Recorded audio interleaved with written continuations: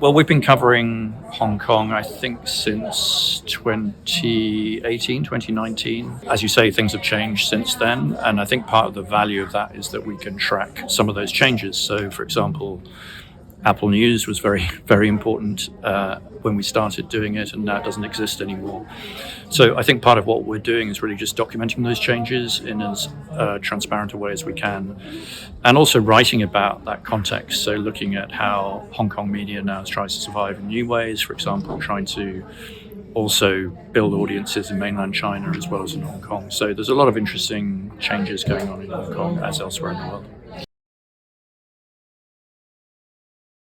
The RSF index is very low in many of the countries that we cover. You look at countries like India or Nigeria, it's also very low. The selection criteria for the countries has changed over time, but it started off wanting to provide a balanced view from Europe, United States, Latin America, Asia. We're very keen to cover many territories in Asia, and so that's why we've included Hong Kong as one of many others in Asia. And I think that allows us to see sort of different patterns of usage around things like audio, video, social media use.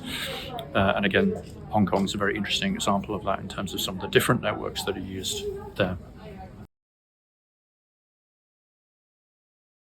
I think our role is not to focus in detail on any one country. Our aim is to provide a sort of general overview, and I think there's a limit to how much we can know about individual country, which is why we work with other academics, for example in Hong Kong, who in the past have produced reports specifically about Hong Kong or comparing Hong Kong with other parts of the world.